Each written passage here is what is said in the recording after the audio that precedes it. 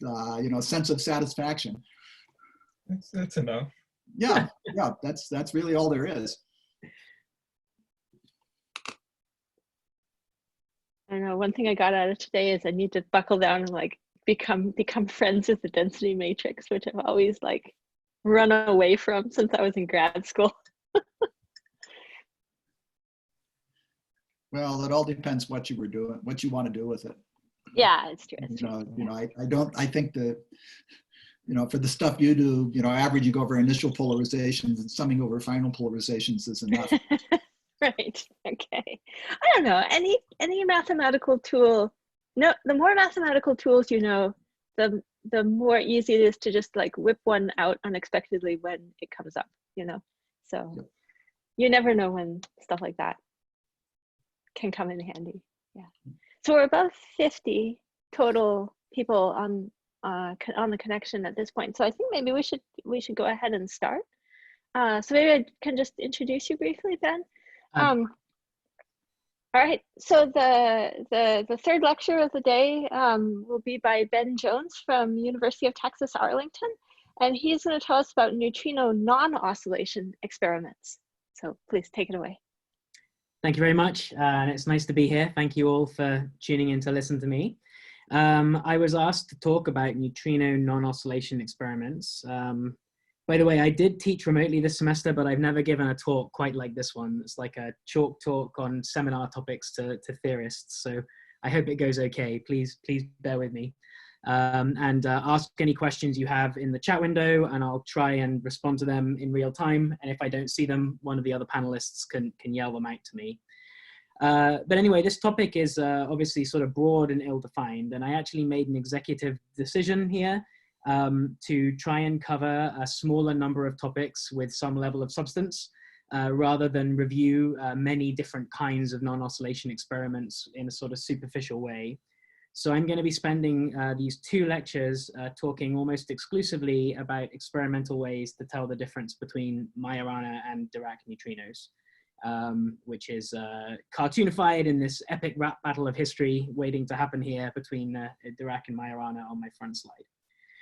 So the schedule, if there is such a thing, is that today-ish, so most of this today, maybe a little bit of it tomorrow, I'll quickly remind about Majorana neutrinos, although Andre has told you a lot about these already, so I won't be spending a lot of time on them, but I just want to introduce the salient points to initiate the discussion.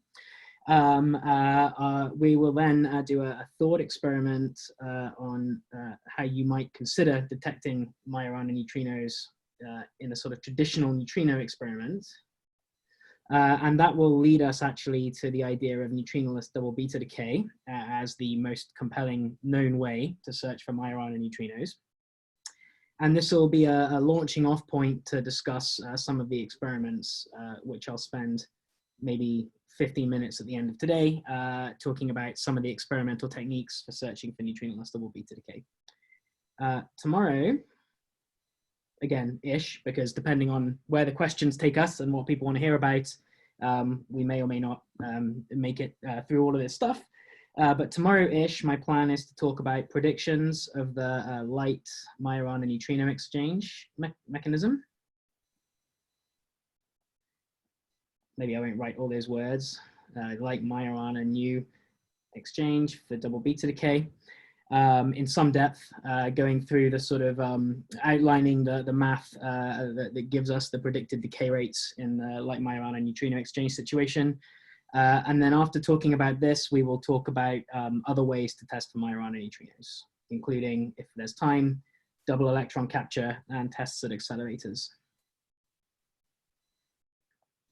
Okay, I fully understand that my handwriting is not good and my presentation style is not super organized. So please follow the story. What I plan to do is distribute typeset notes. So unless it's really a part of your personal process, don't feel the need to take detailed notes.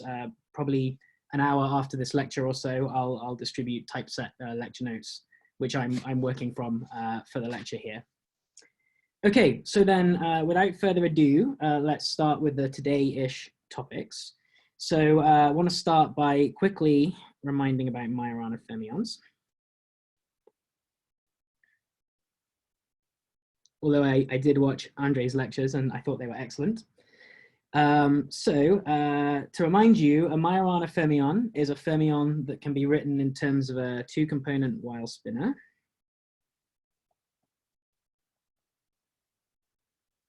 And we can construct a four-component object, psi, in terms of this two-component Weil spinor in the following way, which has eta in the top two components, this two-component object, the eta in the top two components, and minus I sigma 2 eta star in the bottom two components. And this object psi is particularly interesting for a few reasons. First of all, this object is a solution to the Dirac equation.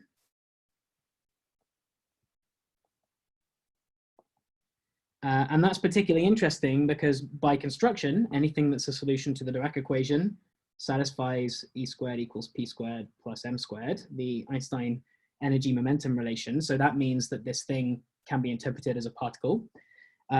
Because it satisfies the Dirac equation, it also means it has necessarily spin half. And because it satisfies the Dirac equation, it also means necessarily it evolves in a way consistent with special relativity.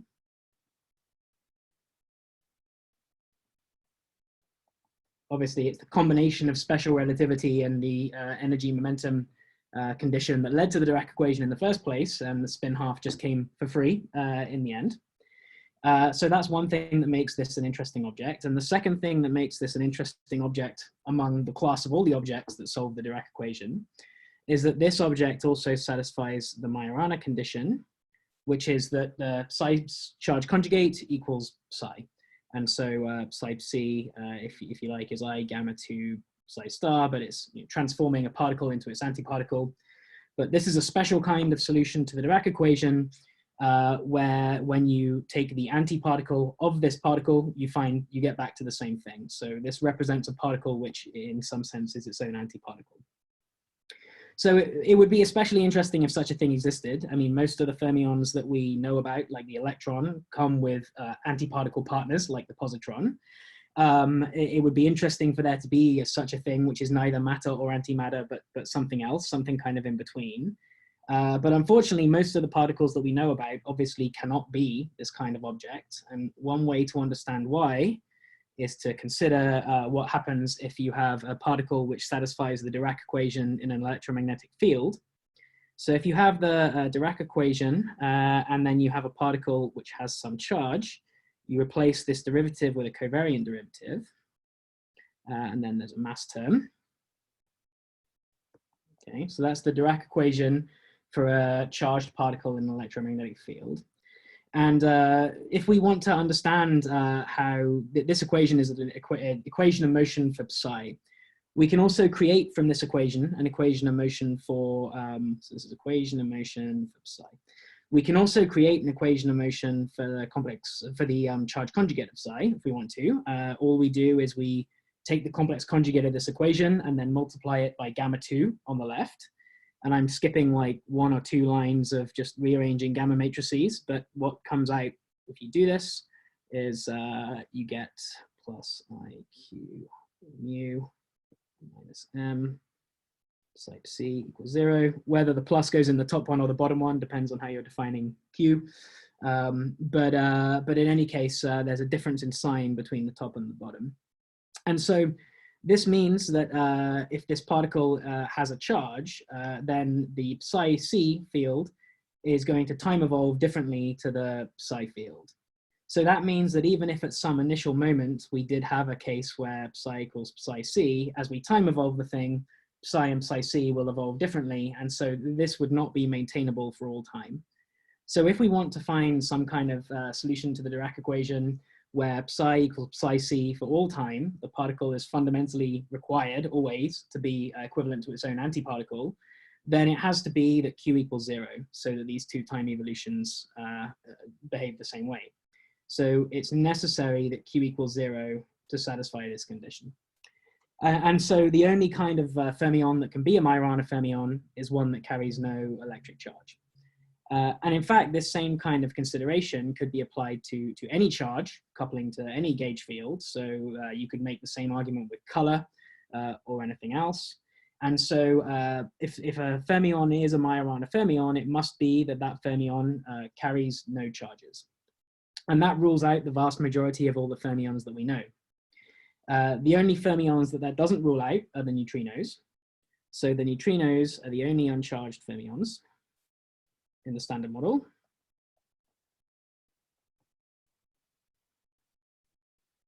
And so they're the only possible Majorana fermions.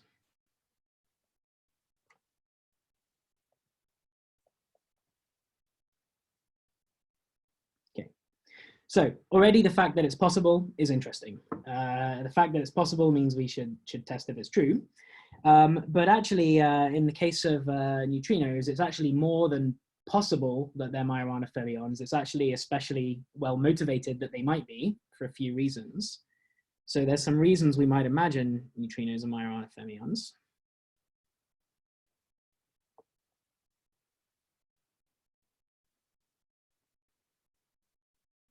Majorana. And those reasons include at least the following. There are probably more as well, but to my mind, the most compelling reasons to expect that neutrinos may well be Majorana fermions is they have a very tiny mass, much smaller than all the other fermions, and this can be explained through the Weinberg operator, which is the first dimension 5 operator you would expect from an effective field theory. So if there is new high scale physics and we can consider the standard model as an effective field theory, the first place we would expect to see that new physics peeking through is through the only available dimension 5 operator, which is the Weinberg operator, which then would generate a tiny neutrino mass through the seesaw mechanism. And I'm not sure if Andre talked about that already or is about to talk about it, but I think it's about where that lecture set is right now. The second thing that's particularly appealing about this possible description of neutrinos is that because neutrinos only couple to the weak interactions, we've only ever observed left-handed neutrinos and right-handed antineutrinos. And that's because the weak interaction has a chiral structure that means that these are the only ones that can be produced through weak interactions. And it would be an especially economical description if the only two that we are able to observe are the only two that are able to exist. And so this is something you would get with Majorana description of the neutrino, whereas in the Dirac case, there would be two unobserved and effectively unobservable counterparts to these, which we haven't seen. So in some sense, this description is economical. Okay. And then the final very compelling reason for me, and your mileage may vary about which reasons are compelling, but the final very compelling reason is that Majorana neutrinos are a low energy prediction of leptogenesis, which is one of the only really compelling explanations of the matter-antimatter asymmetry of the universe involving explicit connections to the standard model fields. So not only is it possible for neutrinos to be Majorana fermions, whereas it's not possible for any other particle, it's especially interesting to consider that they might be. So now just because it's interesting and seems plausible and well motivated doesn't mean it's true. Whether it's true is a question for experiments, and that's what I'm here to talk about, is experimental ways of finding out whether this is true. And what I thought I would do with these lectures was start from a position of imagining that none of us have ever really thought about how we might try and detect Majorana neutrinos. Oh, I see a question. Why is having a tiny mass a reason to assume the neutrino to be a Majorana fermion? Majorana fermion can also be heavy. Yes, so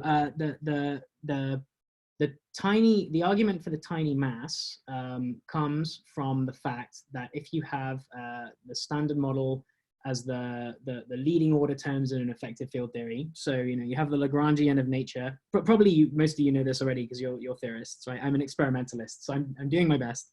But so you have the Lagrangian of nature, which is the standard model Lagrangian, and then if you consider this an effective field theory, then you can Taylor expand this basically in powers of a new high energy scale. So then there'll be dimension 5 terms here, e squared, dimension 6 terms.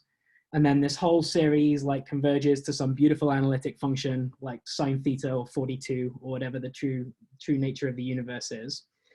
And this is some high energy scale where new physics kicks in. So if you want to look for the sort of low-hanging fruit of this new high-energy theory, what you want to look for are the terms that show up in these dimension 5 operators, because they're only suppressed by 1 power of this big number, not by 2 powers of this big number over here. And it turns out that there's only one term that you can write here, which is consistent with all the with the gauge symmetries of the standard model. And the only term that you can write here that's allowed is called the Weinberg operator. And I'm going to embarrass myself probably by writing it wrong now, but I think it looks like this. 2 Higgs bosons coupled to 2 neutrinos divided by some big energy scale. Then this is a complex conjugate. So then when you have spontaneous symmetry breaking, this Higgs acquires a VEV, and then this becomes like the mass from the Yukawa coupling to the Higgs, like the regular electroweak scale mass squared, divided by this, oops, sorry, not squared, divided by this large scale times the neutrino mass operator, nu c. So then you end up with this like small mass. So basically, the only dimension 5 term that you can write naturally gives you a small Majorana neutrino mass. So that's what I mean to say when I say it's compelling to imagine that because the neutrino masses are so small, this is the kind of mechanism that's at work. Again, okay, thank you very much. Yeah, I was going to say that the real theorists on this call should interrupt me when I say things that are super naive about these things. So Heather Logan says that in fact the mass term is HLCHL. Okay, so I was missing a C. Okay, hopefully I did justice to your question. Okay, so let's think then about, we've never thought about Majorana neutrinos, we've never thought about trying to detect them. Somebody has just told us it's a possibility the neutrino is its own antiparticle.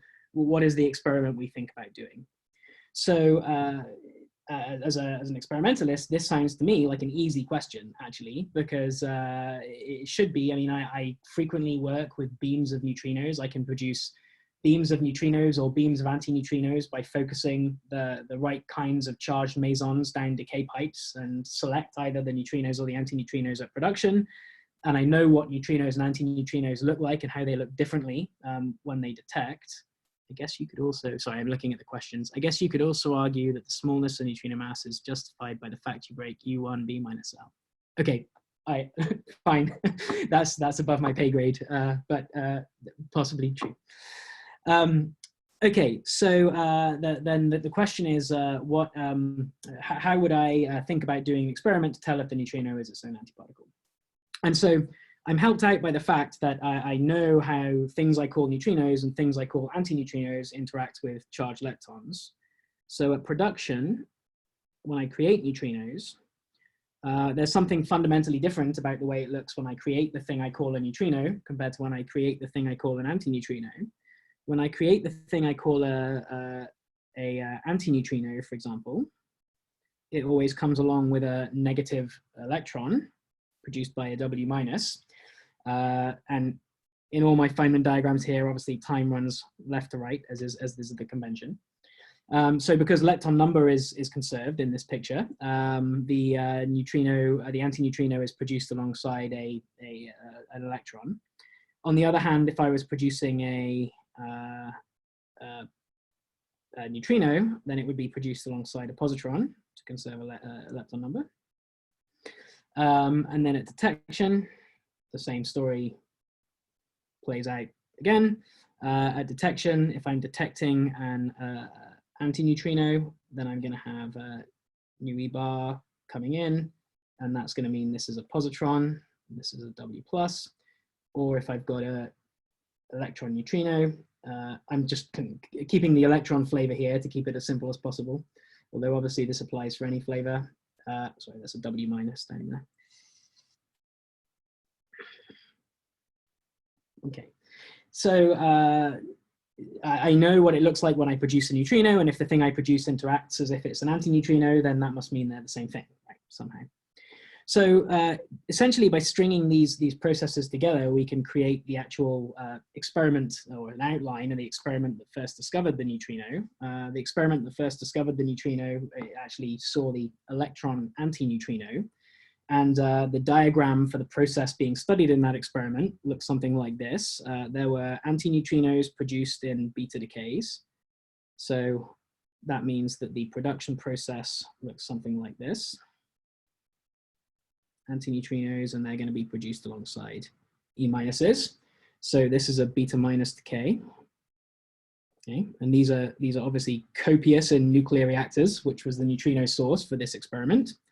This neutrino then travels some distance and then interacts. So it's an antineutrino, so it's going to interact through this process here. No, sorry, that's the neutrino one. It's going to interact through this process here. So that means it's going to produce a positron and then a W minus, and then this W minus turns a proton into a neutron. Okay, and so this is called inverse beta decay. And in particular, this is inverse beta plus decay. Okay.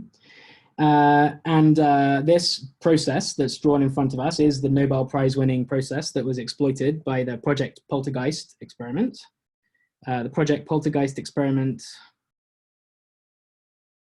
won the Nobel Prize for the discovery of the neutrino in 1955, and essentially used a powerful neutrino beam made by radioactive decays inside a nuclear reactor.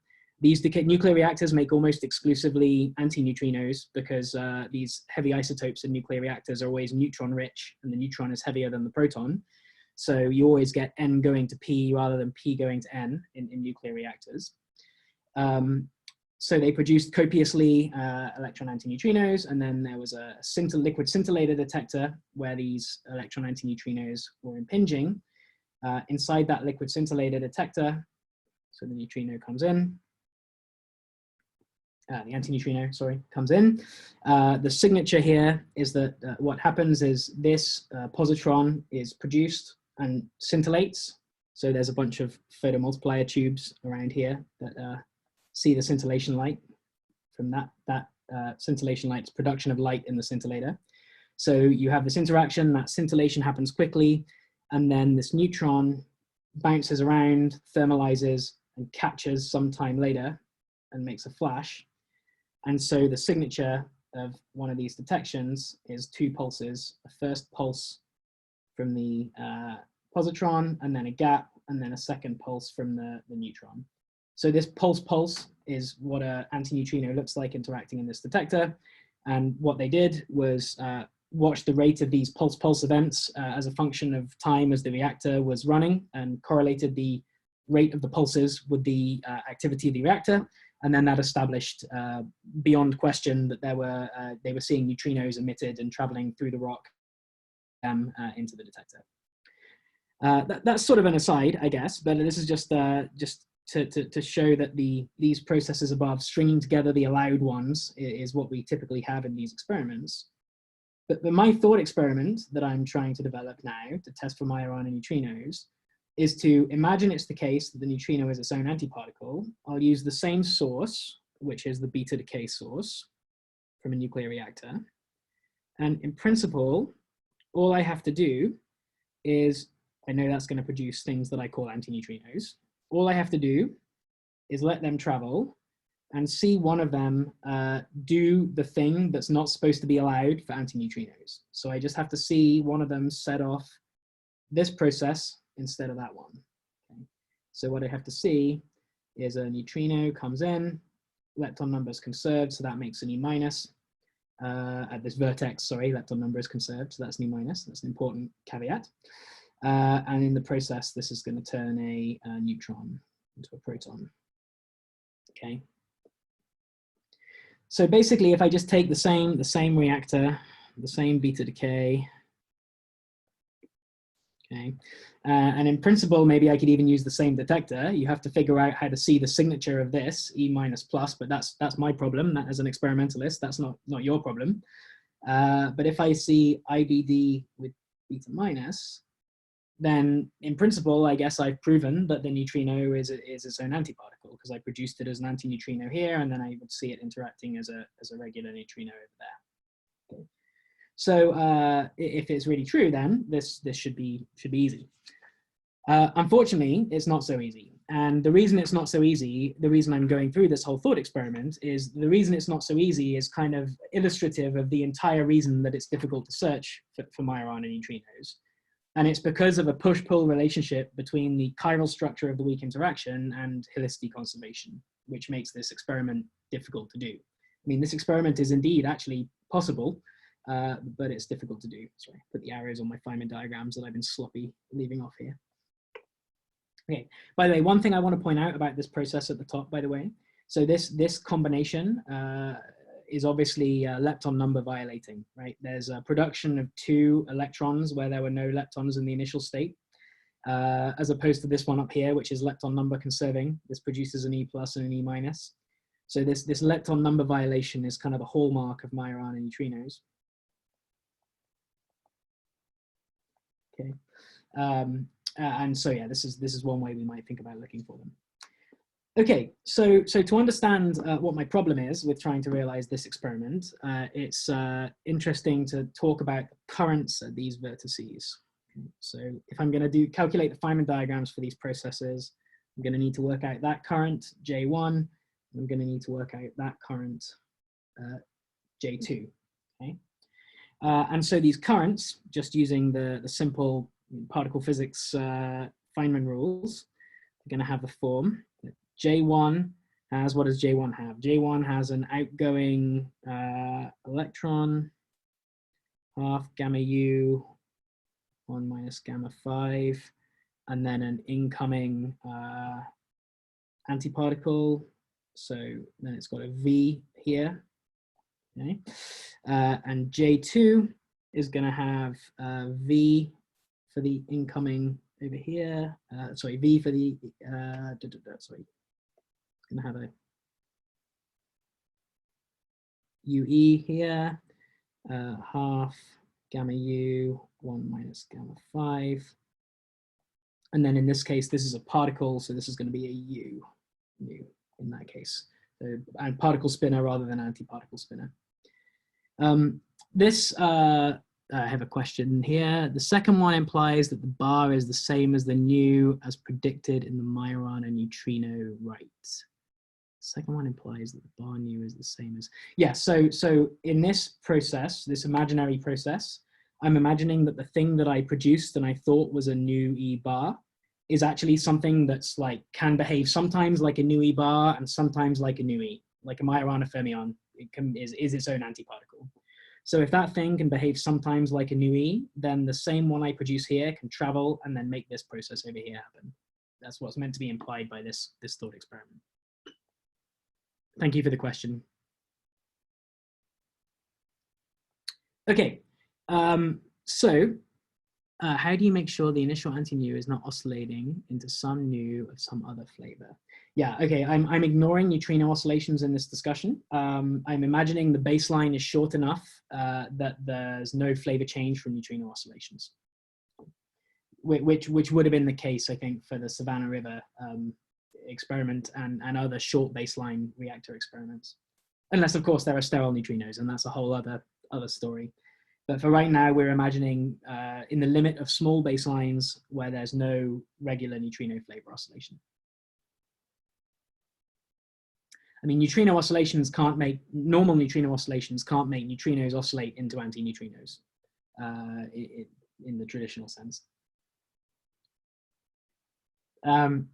Okay, so through this experiment, we proved the existence of Majorana mass term, but cannot prove the vanishing of the Dirac mass term. Okay, yeah, that's a really good question. So neutrinos are Majorana if the Majorana mass term exists. So the Dirac mass term can exist as well, and you can have both of those terms. And if you have both of those terms, then neutrinos are still Majorana. So it's not a requirement to prove that the Dirac mass term doesn't exist in order to prove that neutrinos are Majorana particles.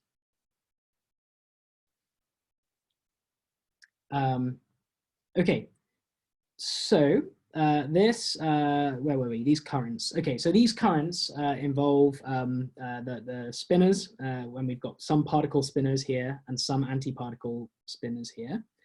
And they involve gamma matrices. And this particular blob of gamma matrices, gamma U 1 minus gamma 5, is obviously the famous V minus A, the maximally parity violating structure of weak interactions.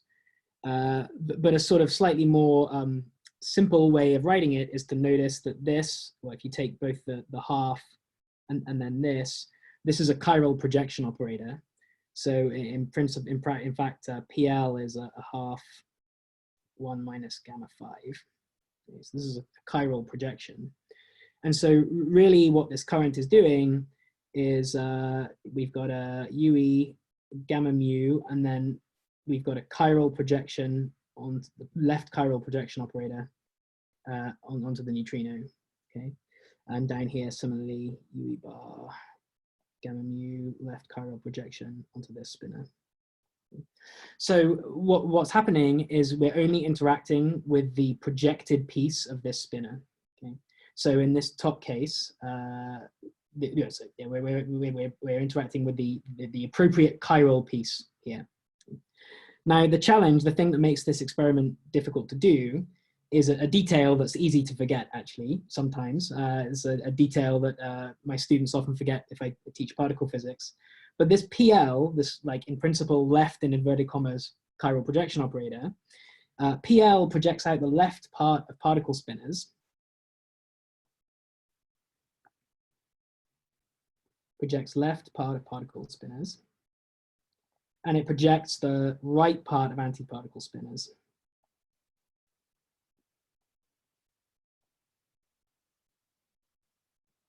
Which makes me wish they'd never called it PL by convention, to be honest. They should have called it something else. But what you see here then is that this combination, which is PL acting on a antiparticle here, is going to project out a right-handed piece, right chiral piece of this neutrino-like thing. And this case, acting on a particle spinner, is going to project out the left chiral piece of the thing that's behaving like a neutrino. So what that means is that, again, we're imagining this world where the particle is its own antiparticle, but what that means is that because of the structure of the weak interaction, what's happening over here is something right chiral is being emitted. And over here, something left chiral is being detected. Okay. So that actually is not a showstopper. That chirality is not a conserved quantity in nature. Chirality is the one that's the Rentz invariant, but not conserved.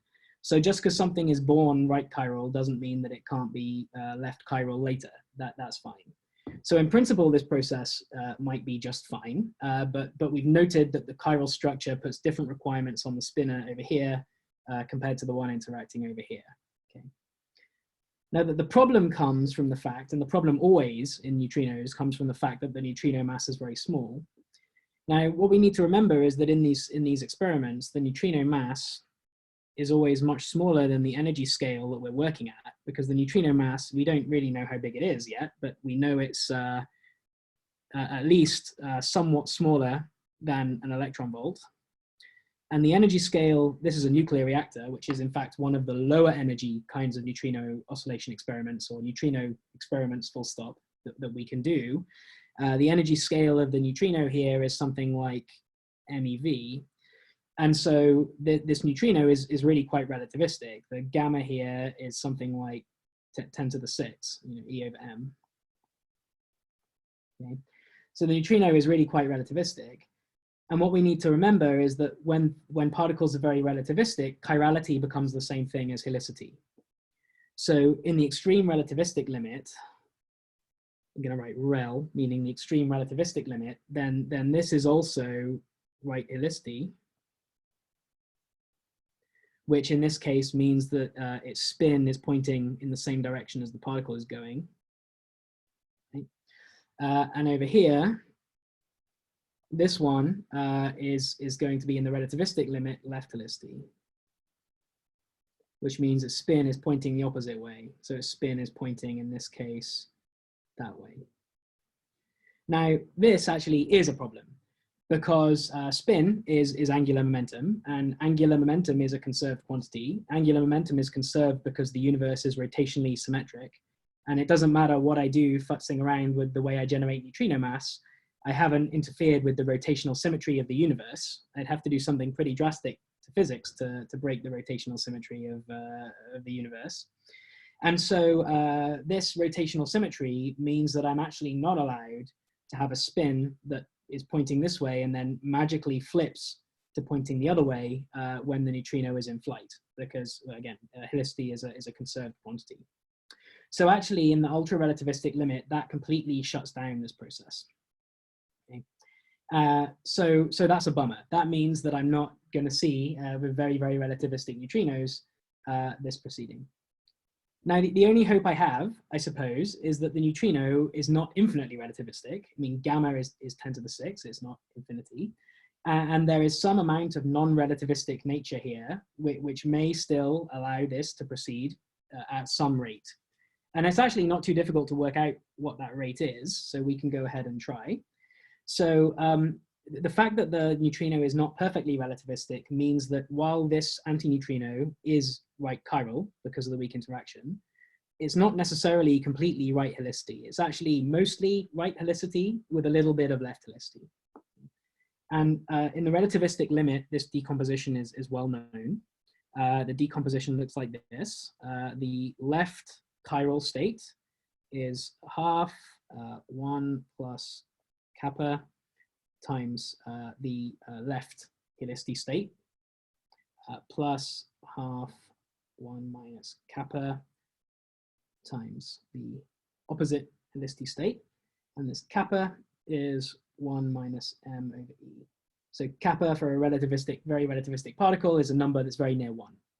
So you can see that if kappa is a number that's very near 1, then the left chiral particle is very much like left helicity with a tiny correction from the right helicity piece.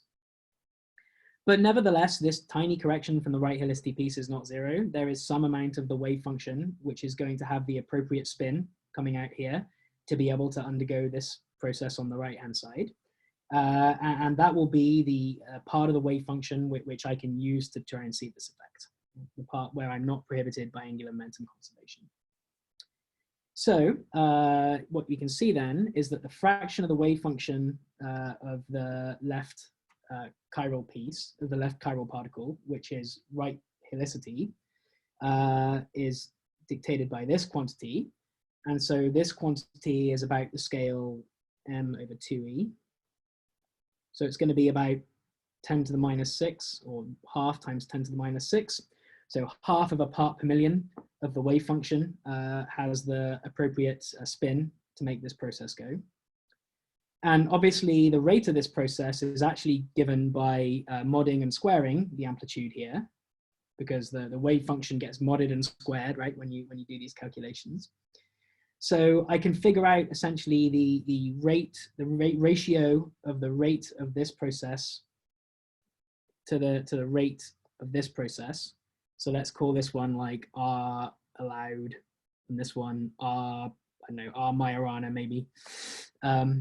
We can calculate the ratio of those rates, and what we'll find is that the ratio of the Majorana type process rate divided by the allowed rate is going to be like the squared ratio of these two coefficients. So this is about 1, this is about m over 2e, so we're going to have something like m over 2e squared. So basically it's going to be about 10 to the minus 12 times some small n, or 1 over some small n, so a few times 10 to the minus 13.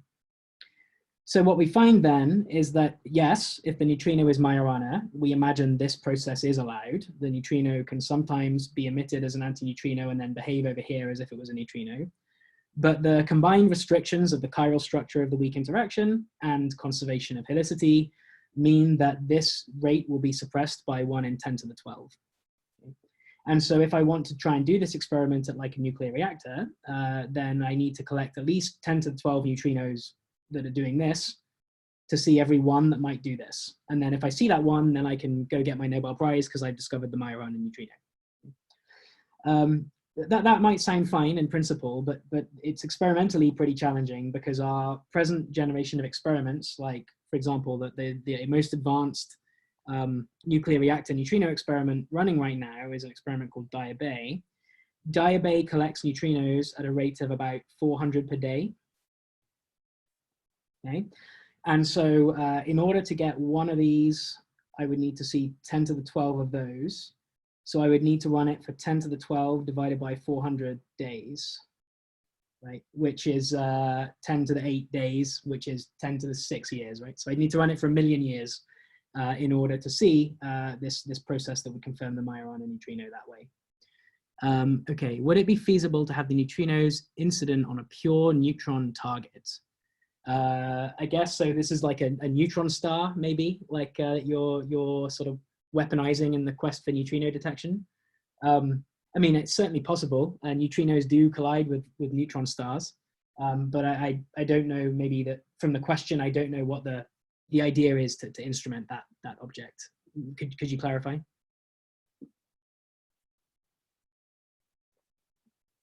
So that you only see the second process. Okay, I see. So if you had only neutrons, you wouldn't have to worry about this process. Right. I see. Yeah, I mean, in principle, but there is really no such like bulk matter made of just neutrons that we can work with on Earth. I mean, we need like hundreds of kilograms or tons of material for these detectors, and you can't put hundreds of kilograms or tons of neutrons in the same place, except maybe in a neutron star. Is it possible to make the neutrino have an effective mass through mass effect so the chiral suppression is reduced? So the idea here, I guess, is that the neutrino has one way of thinking about like matter effects is that they modify the neutrino mass. And so maybe you can increase the effective mass of the neutrino and then you get this. Yeah, that's an interesting question. I think, yeah, I don't know if I've got an answer for it on the top of my head, but if any panelist wants to jump in with an answer to that question that makes sense, feel free. But okay, yeah, maybe I'll think about it and we could talk about it in a coffee break. If a neutrino can be slowed down by some magic process and still be detected, yeah, I mean, absolutely. If you can get a really slow neutrino, like if you can get a source of neutrinos which are like EV in energy, and not only that, but you can find a way to detect them. Because remember, one of the challenges here is that neutrino cross sections go like G Fermi E, so the cross section drops with the neutrino energy, right? So the slower the neutrinos get, the smaller the cross section is, the harder they are to see. But if you can come up with some way of producing really low energy neutrinos and detecting a lot of them, then yes, you can do this kind of experiment in principle. But we don't know a way of doing that at the moment. However, I'm about to convince you that it's not hopeless, because there is a way of doing almost this experiment in real life. Not quite exactly this experiment, but almost this experiment. And that's what we're going to be spending most of these 2 lectures, in fact, talking about. So the most compelling known way to actually go about looking for Majorana neutrinos is to do an experiment which is almost like this one, with a couple of differences. One of the differences is that it's an experiment like this with the same process on the left and the same process on the right, but it's done over an extremely short baseline. So L is taken to be about 1 Fermi, the size of a nucleus. And the other thing that makes it special is that both this neutron, that was the one that decayed to make the neutrino in the first place, and this neutron, which is the one which the neutrino struck to be detected, live within the same nucleus. And so with those 2 modifications, this proposed experiment is doable. So in particular, let me just redraw the Feynman diagram in a more sort of intuitive way for that modification of this experiment. So what we'll have is a nucleus. So all the nuclei are going to be labeled by the number of neutrons n and the number of protons z. So this is a nucleus. Okay. We'll have the same process producing a antineutrino.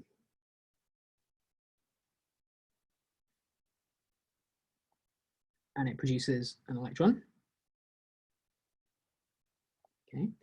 And then I said this was just going to be the same thing, except the detection process is on the same nucleus.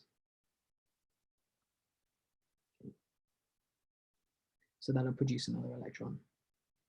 Okay, so we can track what's happened to this nucleus on the way here. So obviously at this vertex, in order to conserve charge, I had to turn a neutron into a proton. So in the middle here, it's become n minus 1 z plus 1 in this intermediate state.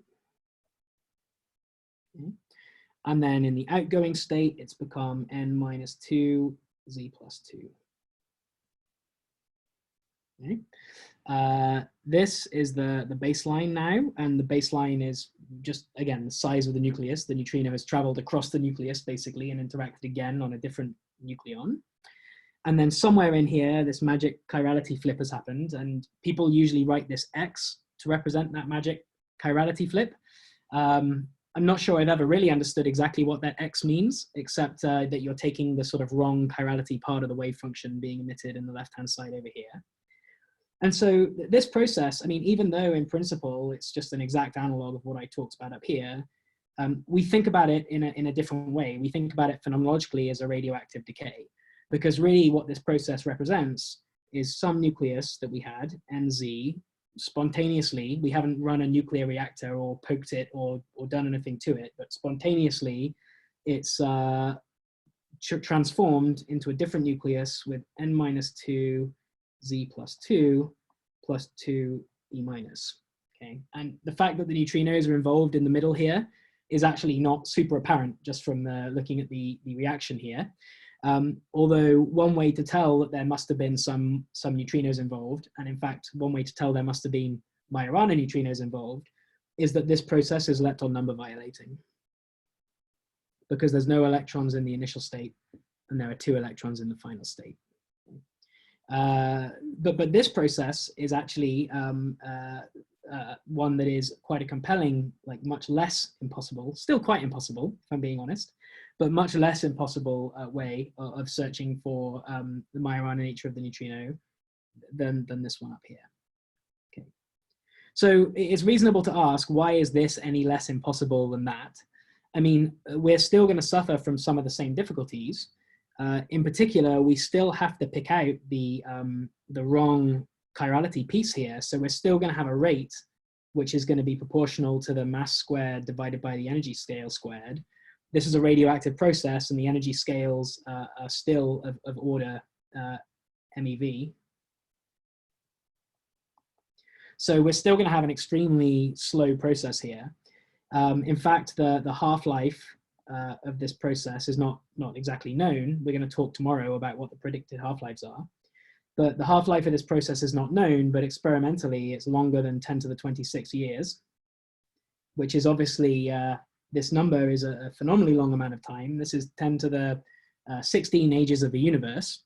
So if you watch one atom of an isotope waiting for this to happen, you'd wait 10 to the 16 ages of the universe. The only way we can get away with doing this is by watching lots of atoms all at once.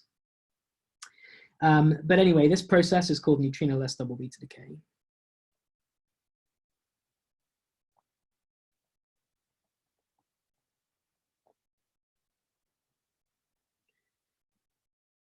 Double beta decay. Okay. So there's a couple of things that make this a more compelling way of looking than the way above. Well, one of the problems with this way above is that for every one of these that we saw, we would have to wade through 10 to the 12 of these. And so even if we could build some kind of experiment that could collect the statistics needed to do this, the possibility of not being contaminated by background from a process which is 1 billion times faster is almost impossible. Generally, when you need to look for very rare events, you need to look for them on very low backgrounds because there's always something that will confound the search. Now, interestingly, in this case, if we think about what that right chirality part of the process would look like, it would actually look rather different. Because if we imagine that we were trying to look for the process that didn't have the weird spin flip here, so something like NZ, then it would be n-1, z plus 1 in the middle. Sorry, I'm gonna need more space to draw this. Okay. That's the nucleus. Here's the W's. So in this case, we're imagining the one that doesn't need the weird spin flip. So this is an E minus then, and this is an E plus, because the new bar that we've emitted here is still a new bar when it gets over here. Okay. In this case, if we follow the charges, what's happening is we've got NZ going to n-1 z plus 1, and then nz again.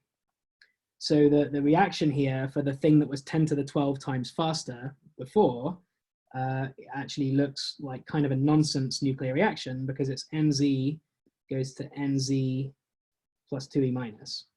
So while this one is possible because the masses of these two nuclei can be different, so the mass difference allows us to produce those two electrons, this one is impossible because we've got the same nucleus in the initial and final state, so there's no mass difference to drive this. So one of the things that makes this far beneficial over that way up there is the dominant process that we would expect from the non-helicity, non-chirality flipping mode is switched off because of this requirement that the interaction is happening within the same nucleus. So that gets rid of this billion times faster background. Now, that doesn't mean it's easy, because there is still an important background process over here, which comes from neutrinos doing normal non-Majorana-y stuff. That background is called 2-neutrino double beta decay. So the background that we do have to worry about is the background where we have basically the same thing going on with the nucleus.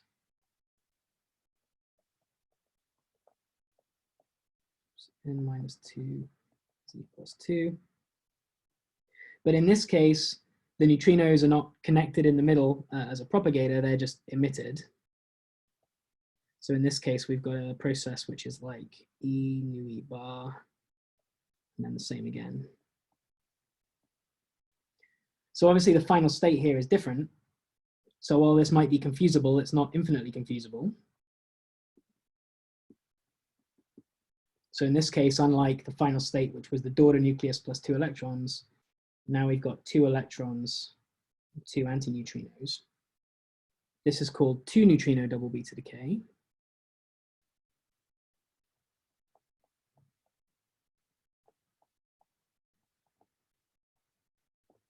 So just to make it clear, neutrinoless is that one, 2 neutrinos that one, and the neutrinoless mode is only going to happen if the neutrino is a Majorana fermion.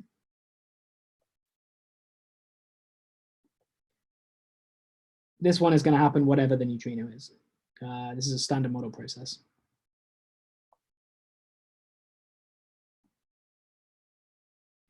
And indeed, because this one is not suppressed by that awkward chirality flip, this one goes about 2 nu BB, goes about 10 to the 6 times faster than 0 nu BB. By the way, just for when you're reading literature, this is a shorthand for neutrinoless double beta decay, 0 nu BB, but some people write BB 0 nu, and some people write ND, VD, and any number of other combinations. So you just have to use your instincts to understand what process they're talking about from the abbreviations.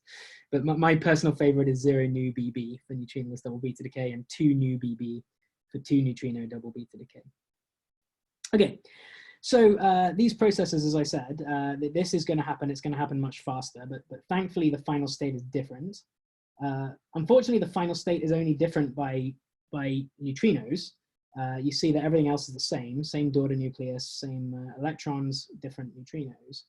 And if the only way we could tell the difference between these processes was by catching these neutrinos, we'd be in trouble, because these neutrinos have energies of MeV, and an MeV energy of neutrino can go through a light year of material, is the sort of statistic people like to say. And we certainly can't instrument a light year of detector to catch these and check we've got this process rather than this one. But actually, it's not so bad as all that, because there's a key difference in the observable pieces of the final state too. So typically in these experiments, what we're looking for is the electrons. So I'm actually personally in my lab working on a way of detecting this guy, which maybe I'll talk about tomorrow, maybe I won't. But most experiments are working on detecting the electrons. Interestingly, the electrons in this case have to absorb all the mass difference between the initial nucleus and the final nucleus.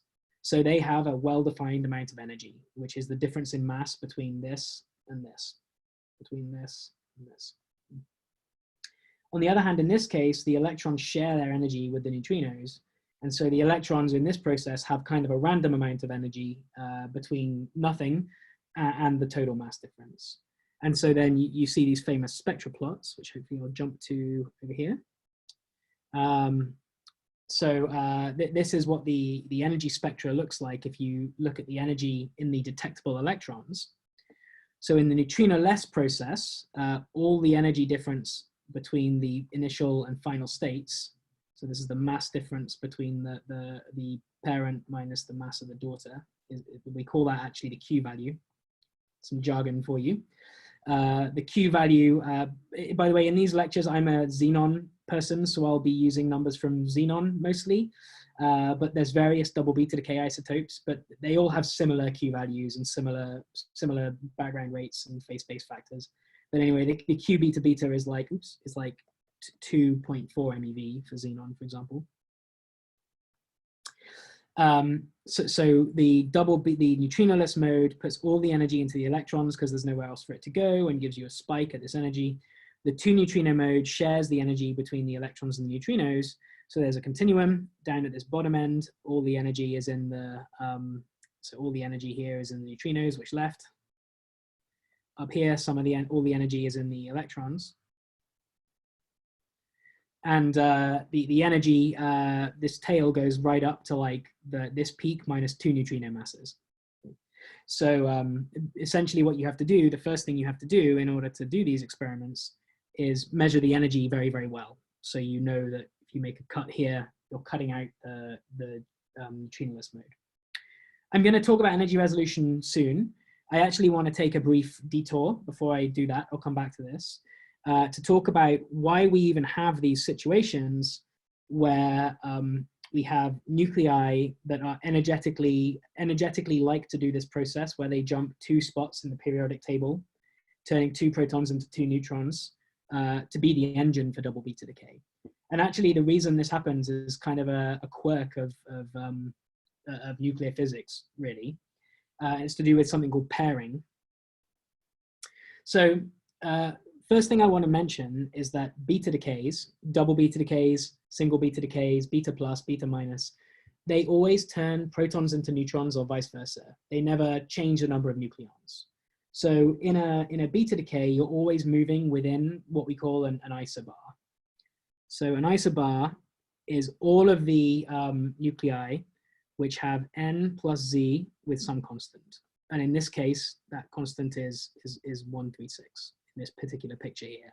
Okay. Is it possible that 2 neutrino double beta decay also has a gamma emission due to nuclear excitation, while neutrino-less double beta decay does not have any gamma emission? Yeah, in both processes, there can be de-excitation gammas. And the experiments have to account for the possible existence of those. So that is a true statement, yeah. I mean, what you hope that happens is the gamma then interacts far away from the decay vertex, and so you don't confuse it with activity at the vertex. But it is something you have to account for in the experiments. Okay, but so anyway, yeah, beta decays move you within an isobar. So this is an example of the masses of I have to move my window that's blocking my canvas, 1 second. So this is an example showing us the masses, or the binding energies at least, of different nuclei. This is energy within an isobar. So on this axis, this is number of protons the nucleus has. And all of these nuclei have 136 protons plus neutrons. So if you walk this way, you're adding protons, taking away neutrons. And so an example of a beta decay process is this one, which turns one neutron into one proton, right? It jumps one spot along this isobar. So if everything here was just in a smooth pattern, for example, if there was just a parabola like this of states, double beta decays would always be impossible, because what would always happen is I'd have a nucleus and it would just be infinitely faster for it to do a single decay, because this is not infinitely faster, very much faster for it to do a single decay, because this is a first order weak process, compared to doing this like exotic double jump, which is a second order weak process and is obviously going to be in general slower. The reason that double beta decay happens at all is because actually within an isobar, we don't see that. We see this strange structure. And this strange structure that we see, you note that there are two kind of classes of nuclei here. There's these ones, which sit on a parabola of binding energy versus number of protons. And then there's these ones, which sit on a different parabola of binding energy versus number of protons. And the thing that distinguishes these two groups of nuclei is that these ones have, up here, have odd numbers of protons and odd numbers of neutrons. And these ones down here have even numbers of protons and even numbers of neutrons. And for some reason, the even nuclei sit on, are stabilized relative to the odd nuclei. Actually, where that stabilization comes from is from interactions of spins inside the nucleus. The easiest analog to think about, if you haven't come across this before, is if you think about atomic physics or chemistry, whichever. Atomic physics is basically chemistry, right? Whichever one you like to think of it as. If you think about the energy levels of the hydrogen atom, for example, there's like a 2s, 2p, 3 degenerate orbitals, and then it goes on up, right? As you're filling these orbitals, obviously you fill the lowest energy orbitals first with spins. But when you get to the p orbitals, which are degenerate, you put your first spin in whichever orbital you want. It's an arbitrary choice. But then the second spin, the second particle that you're filling into these energy levels likes to go here, rather than going like here, or rather than going over here. Okay. This is generally not what happens. They pair up.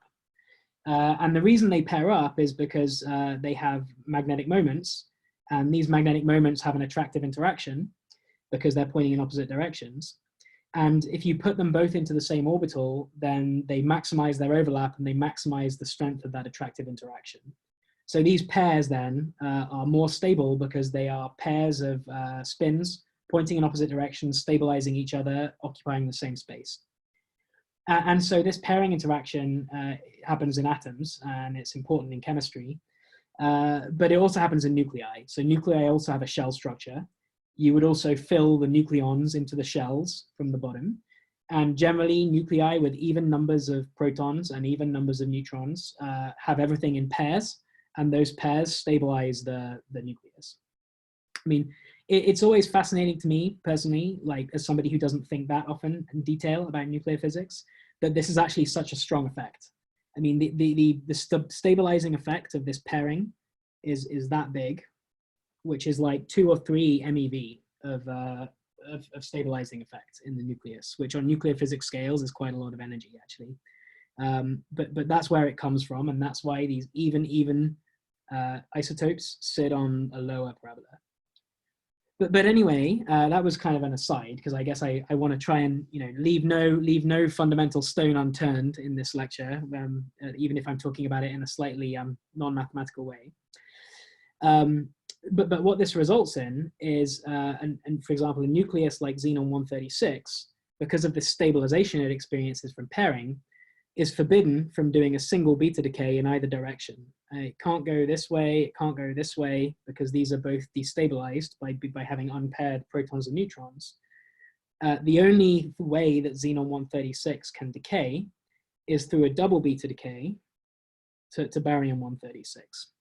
And so actually this pairing force is the engine that drives double beta decay and makes neutrinoless double beta decay experiments possible, because this is not the only nucleus, in fact, that does this. This is a generic effect, this pairing, and it happens various places in the table of nuclides. This is also only a subset, but these are some of the nuclei which are considered most frequently as good candidates for double beta decay experiments. What you can see here is this is the nucleus. I'll talk about what this is next lecture, the phase space factor. This is Q beta beta, what we talked about. So from an experimentalist point of view, I always want to have a large value for this number, because that means that this peak sticks out above radioactive junk backgrounds in the detector. And then the other quantity, which is quite important, is natural abundance. So xenon 136, for example, is the one which is this even nice pairing behavior, is not the most commonly occurring isotope of xenon. It's just it's like 9% of naturally occurring xenon. So to make an experiment out of this, we have to run centrifuges and extract the one isotope that we want from the bulk xenon. One isotope that's frequently talked about and rarely actually done anything with is calcium-48. And the reason it's frequently talked about is because it has this massive Q value, which means it would be an especially easy experiment in principle to do, to see the double beta decay here with this high energy emission. It'd be way above all the experimental backgrounds. But the problem is the natural abundance of this is less than 0.2% in normally occurring calcium. And there's not a really good way of separating it from naturally occurring calcium. So in a practical sense, there's various things that govern which of these isotopes are frequently used in experiments. The ones that are most commonly used and the ones which I'll mention in this talk are xenon 136. This is experiments like NEXT, which I work on, XO 200, NEXO, Camlan Zen, all use xenon 136. Another frequently used isotope is germanium 76. This is used by experiments like Gerda, Majorana Demonstrator, Legend. Okay. Then the only other one that's really often used is tellurium. And this is used by Quarry. They have a nice benefit that they have a very large fraction of the isotope that's interesting in the raw material. So they often don't even have to enrich when they use tellurium. And one that's maybe gaining some attention now is molybdenum, because this is a possible way of doing the future experiment Cupid. But these other ones in the table, maybe I've thought about sometimes, but they're not very frequently studied. Okay, so with the last part of this lecture today, by the way, am I supposed to finish at 4:15 or 4:30 or 3:15 or 3:30? Maybe somebody could let me know in the chat. At 15. 15? 5 minutes. Yeah, but you could, I mean, everybody's running over a few minutes. Okay. Yeah, it's not a big deal if the questions go over. So the only big deal is that the discussion session starts at 3:45.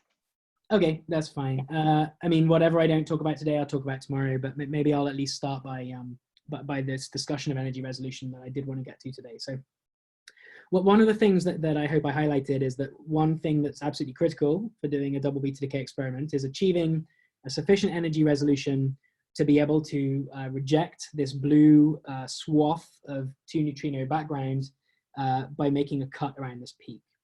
And in practice, what you want to do is reject the backgrounds to the point that this stuff is negligible compared to your other backgrounds. If you want it to be negligible, there's a general agreement in the community that the target here is the background rate from this should be less than 0.1 counts per ton of material per year in the region of interest. I mean, that may not mean too much to you, but that's a scarily tiny number, actually, that you have to achieve. 0.1 counts per ton per year in the region of interest, where the region of interest is whatever you're cutting here. In practice, what that means is the energy resolution, the full width half max energy resolution has to be less than about 2%, which is challenging. This width has to be less than 2% of this energy. And if you achieve that, then you reject the backgrounds to this required level. So this is where I can start talking about real experiments, because I mean, there are various technologies running and they've measured energy resolutions and so on. And here are some pictures of those technologies. We'll talk about the details of how they work more later. On this picture, you can see here is the target energy resolution. And essentially they fall into really three classes here. Well, maybe it's a bit arbitrary for me to put them in these classes, but this is the classes I'm going to put them into to talk about them. There's these two, and I would call these experiments big. There's these two, and I would call these experiments with very fine energy resolution. And then there's these two, and these are something in between. And they sort of represent different approaches to this search for double beta decay. So let me start by talking quickly about the big ones. So the big ones, Camelan-Zen and SNO+, what they have is they have a large volume of, in Camelan-Zen's cases, xenon, 136, in SNO+'s cases, tellurium, but they have this mixed into liquid scintillator with isotope. Then they have that in some inner volume and they're watching it with photomultiplier tubes, looking at the light emitted from far away. And the benefit of this is very easy to do at the multi-100 kilogram scale and mount it, and it's not too expensive to do. So these experiments are the biggest experiments that have been run, and that actually means that they have the best experimental limits on double beta decay right now. Camelan-Zen has a limit on double beta decay, which is something like 10 to the 26 years. And that's the world's leading non-observation of this process. But interestingly, I mean, it's above this line, which I claimed earlier. You might be wondering how I could make that claim earlier, that it was necessary to be below this line if you want to be sensitive. Sorry, that's SNO+. I meant to label Camelan-Zen. It's above this line, which I claimed was really important to be below, and yet it has the world's leading limit. What gives? Well, actually, what gives is that Camelan-Zen has run at this very large scale. And if you look at the background budget of the experiment, here are all the places the backgrounds in this measurement come from. What we see is that by far the dominant background is from this 2 neutrino double beta decay mode. This number is larger than any of these other numbers. So what that means is that this experiment has run and is now basically swamped by this 2 neutrino double beta decay experiment, the double beta decay background. And it will be, although it's the world leader, it will be challenging now for it to take steps significantly further. Whereas the experiments which are below the line can run with and sort of make progress much more quickly because they've not yet hit that wall of background, that sensitivity floor. Okay, so the big experiments both generally suffer from this sensitivity floor from the 2 neutrino background, because this large, slightly less precision-based approach doesn't allow you to cross this energy resolution line. The other experiments, I'll go through these quickly today and I'll go into some more detail next time. But the fine energy resolution experiments, Goethe and Quarry, they look something like this. These experiments, what you can see is, unlike Camelan-Zen, which is sort of a monolithic, large volume of scintillator instrumented around the outside, these are large arrays of many, many very precise little blocks of detector material. And these little blocks work differently in these two cases. In the case of the Quarry experiment, they're detecting the heat emitted in the radioactive decay. In the case of the Majorana and Goethe experiment and Legend, they're detecting the charge liberated inside these diodes. And the general principle here is to string together many, many of these very precisely calibrated crystalline detectors. And that allows you to get an exquisitely good energy resolution, which is why they trash everybody in terms of energy resolution. The experiments that are something in between are both time projection chambers. The exo-based approach uses, exo-nexo-based approach uses liquid xenon. The next approach uses xenon gas. And these experiments allow you to measure energy with some level of precision, both better than the big experiments and not as good as the fine energy measurements. and then also give you some kind of spatial imaging as well, which is a different handle to reject backgrounds. Because while energy resolution is part of the equation here, it's not the entire picture. And I'll talk about the other aspects next time. So maybe I think that's a somewhat natural place for me to stop. I'm only 1 minute over, so I guess I can take questions. Great, thank you, Ben. People want to type their questions in the chat box. We'll give people a couple of minutes, or well, enough time to type, right?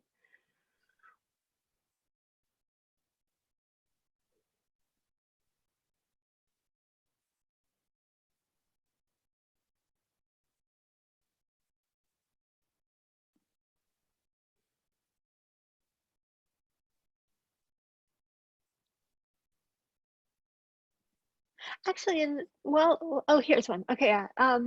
So I don't know. You can see the questions, right, Ben? Yes, I can. Could you explain the Maybe. peak for 0 nu BB again? Yes, absolutely, I can.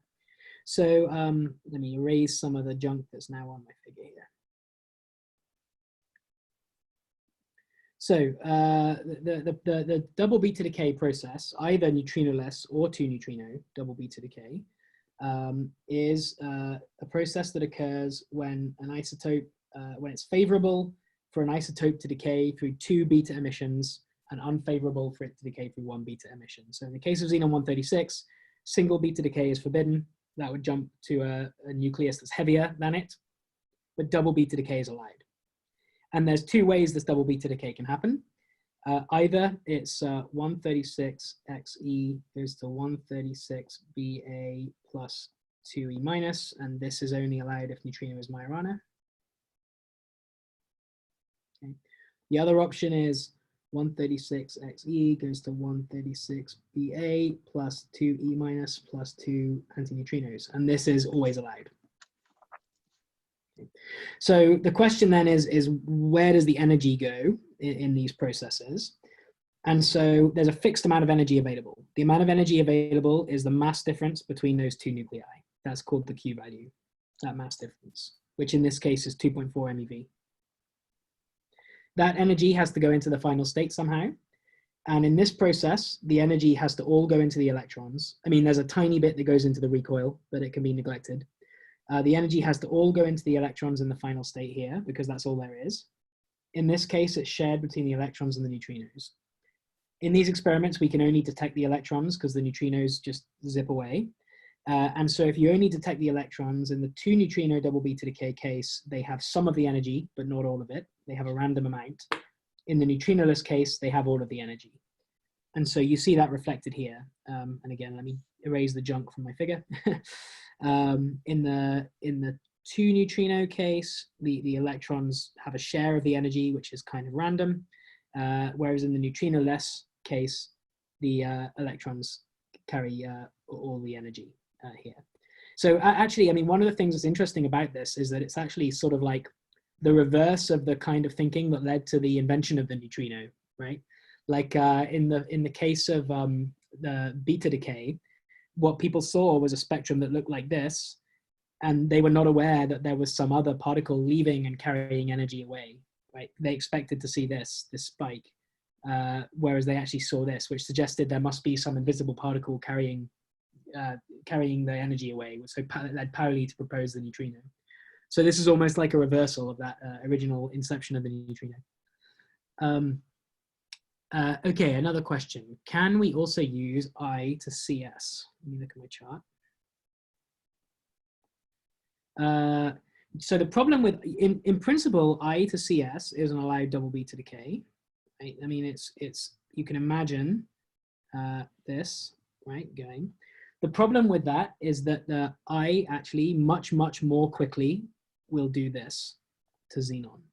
And that's because that's just, you could think of that as just sort of vertex counting, right? Like in the single beta decay case, you have a neutron to a proton, W, an electron neutrino. So there's like two vertices.